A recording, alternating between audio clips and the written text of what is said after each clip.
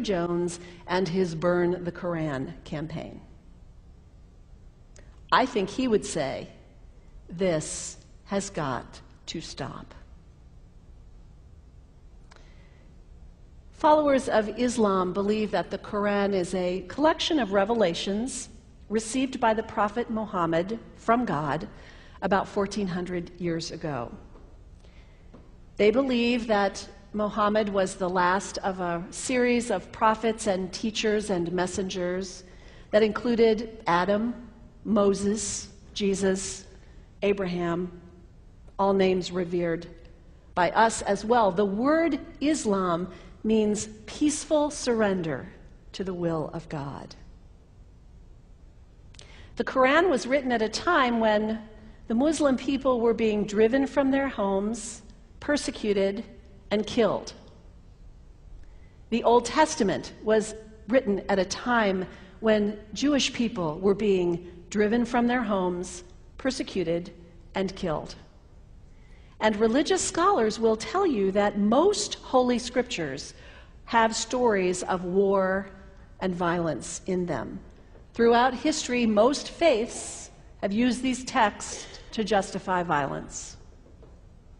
And if there's anyone in this room at this moment who's thinking that I've got it wrong, after church today, pull out your Bible and look up Psalm 137. And you'll see that our own text has passages that can make us uncomfortable. But also, like the Bible, the predominant message of the Quran is of peace and care and loving God, justice, care for the neighbor, care for the stranger. In the Bible, we have thou shalt not kill. In the Quran, we have whoever kills another, surely he is killing all of humanity. And whoever saves the life of another, surely he saves the lives of all humanity. These are words of peace, words of faith, words that could save the world if we would take them to heart. The second thing you can do, the next time someone sends you one of those emails demonizing Islam, delete it. Don't forward it. Don't participate in the stereotyping. Don't give in to your fear. It's okay to be a little afraid. We all have those emotions. Just don't give in to it. Don't sign on for it. Don't focus on this tiny group of extremists who commit acts of violence. Focus on the hundreds of millions of Muslim people in the world who are people of faith, whose priorities and concerns and families are not so different from your own. And third, when you think of Muslim people, think of individuals. Think of the professor at Ohio State.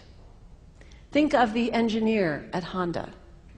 Think of the teacher at the elementary school down the street. When you think of Muslim people, remember those who died on 9/11, not the hijackers. There was only a handful of them. Remember Mohammed Sunhami Hamandi. He was born in Pakistan. He came to the United States as a small child with his parents. He played high school football. He went to college. He became a part-time ambulance driver. He died, this Muslim young man, on 9/11, trying to rescue people and save lives. When you think of Muslim people, remember Mohammed Salahuddin Cloudhurry.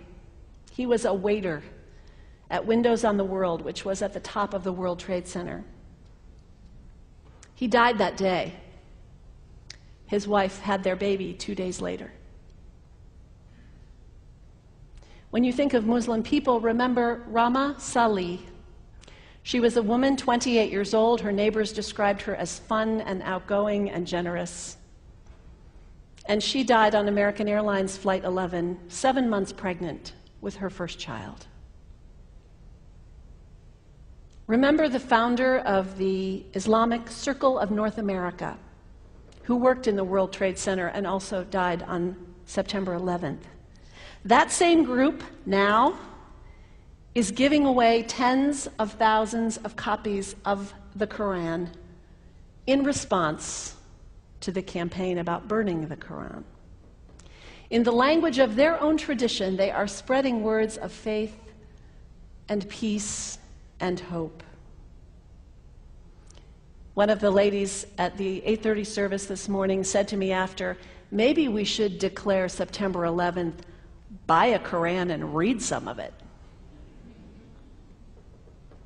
It is for us to share our message of love and hope and peace, but let us do it with grace and respect and, above all, humility. God grant us, as individuals, as a nation, as Christians, the humility for this work.